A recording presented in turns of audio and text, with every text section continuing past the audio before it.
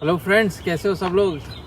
अरे यार, बहुत मिस किया, कल वीडियो नहीं डाला था तो थोड़ा सा अजीब अटपटा लगने लगा अगर मैं वीडियो नहीं डालता हूँ। लेकिन बात हो जाती है कि यार इतना अभी काम के चक्कर में इतना बिजी हो गए हैं कि कभी कभी थोड़ा टफ हो जा रहा है।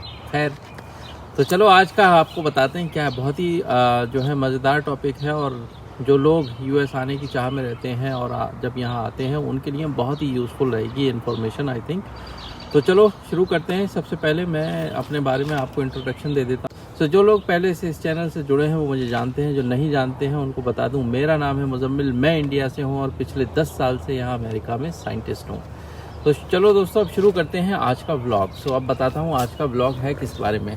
तो जैसे आज हम बात करेंगे हमारे जो यहाँ हम जो टैक्सेस पे करते हैं, जो इनकम टैक्स पे करते हैं, और उसके साथ बहुत सारे टैक्स जाते हैं। हमारी जो सैलरी आती है, तो हम जब जॉब ऑफ़र होती है हमें पहली बार, तो हम जो अमाउंट देखकर एकदम एक्साइटेड हो जाते हैं कि भैया अरे वाह, 1 करोड़ का लगा है पैकेज और ये है वो है, तो ऐसी चीज़ें। लेकिन हम ये नहीं देखते हैं कि जहाँ हम जा रहे हैं, जिस जगह हम जा रहे हैं, वहाँ पर इस जो सैलरी हमें मिल रही है इस पर टैक्स क्या लगेंगे, और अल्टीमेटली जो है हमारे हाथ में क्या आने वाला है, कितनी सैलरी मंथ के आखिर में या साल के आखिर में हमारे हाथ में आएगी। तो आज मैं उसके बारे में आपको थोड़ा सा डिटेल में समझाता हूँ, ताकि जब आपको कोई जॉब ऑफ़र हो तो आप कई बार ऐसा होगा कि आपको 2 जगह से ऑफ़र आता है, तो 2 जगह से जब ऑफ़र आए तो आप कंपेयर कर सको कि आपको कहाँ जाना है सैलरी के हिसाब से।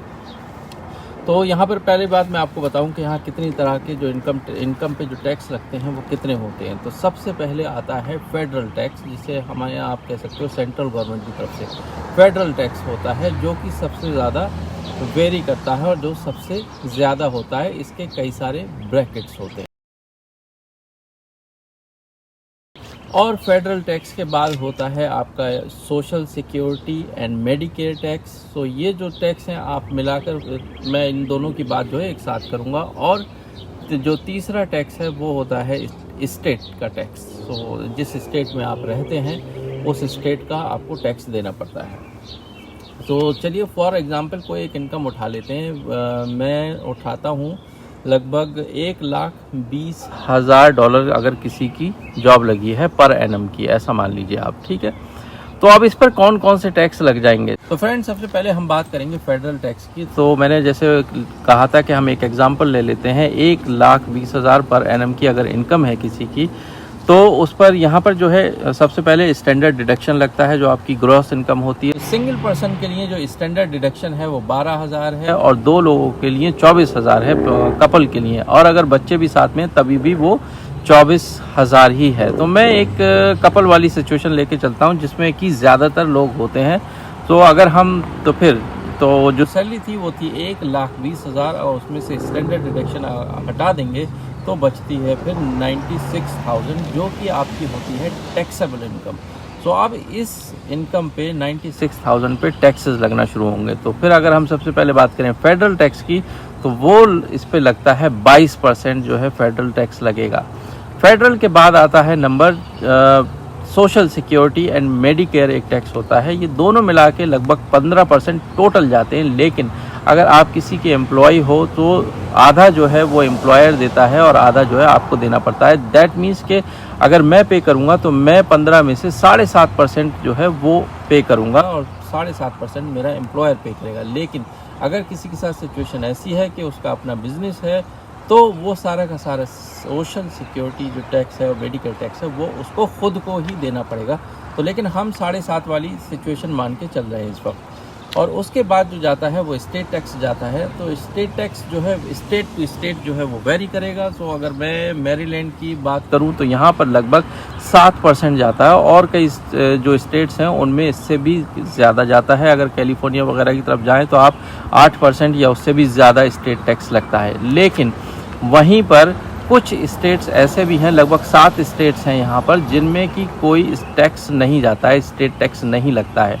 तो वो जैसे कि फॉर एग्जांपल है आपके टेक्सास है, नेवाडा है, फ्लोरिडा है। सो ये कुछ जो बड़े बड़े नाम हैं वो मैंने आपको यहाँ पर रख दिए। तो ये जो स्टेट टैक्स है ना, वो एक फ़र्क डाल देता है। भाई आपको स्टेट टैक्स देना है 96,000 पे या नहीं देना है, तो वो आपकी सैलरी पे एक बड़ा इफेक्ट डालेगा। लेकिन हम मान के चल रहे हैं कि चलो 7% हमने स्टेट टैक्स भी उसमें दिया, तो ये तीनों टैक्स पे करने के बाद 22%, 7.5% और 7% लगभग पे करने के बाद जो 96 पे जो टैक्स लगता है वो जो आपकी टोटल इनकम पे बेसिकली टैक्स आएगा 1,20,000 पर, वो 35,000 का लगभग आपको टैक्स देना होगा। तो जो आपके हाथ में जो इनकम आएगी वो होगी इन 3 टैक्सेस के बाद लगभग 85,000 के आसपास, ठीक है।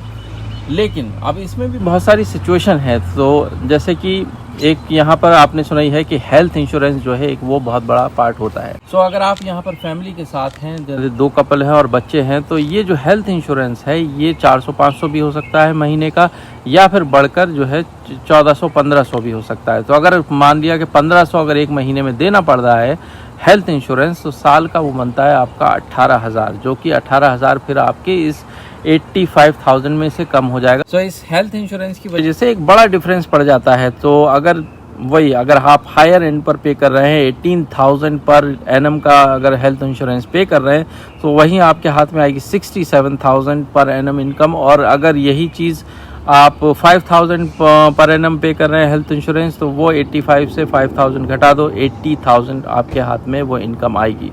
तो फ्रेंड्स, आपने देखा कि इतने सारे टैक्सेस लगने के बाद जो इनकम आपकी बताई गई थी 1,20,000, वो कटाकर जो है या तो ज़्यादा से अगर ज़्यादा आई तो 80,000 आ जाएगी, और अगर बुरा वाला हेल्थ इंश्योरेंस मिला तो 67,000 ही रह जाएगी पर एनम की।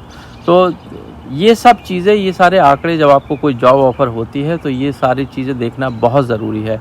और बात यहीं पर ख़त्म नहीं होती है कि दोस्तों, अगर उसमें ये भी है कि भाई अगर आपका यहाँ पर अपना घर होता है तो उस घर के लिए आपको प्रॉपर्टी टैक्स देना पड़ता है, जो कि उस घर की कीमत का लगभग आप कह सकते हो 1 से 1.5% के आसपास आपको स्टेट टू स्टेट वेरी करता है। उस हिसाब से आपको अपने घर का प्रॉपर्टी टैक्स भी देना पड़ेगा, तो वो भी आपकी इसमें से इनकम में से डिडक्ट हो जाएगा।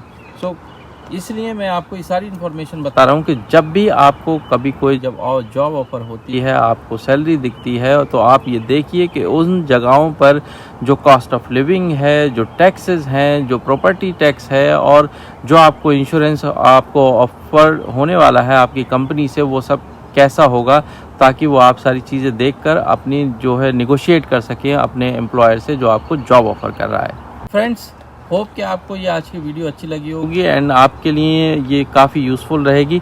एंड अच्छी लगी हो तो इसको प्लीज़ लाइक करना और अपने दोस्तों के साथ शेयर कर देना, एंड चैनल को सब्सक्राइब भी करते चले जाना। All the very best.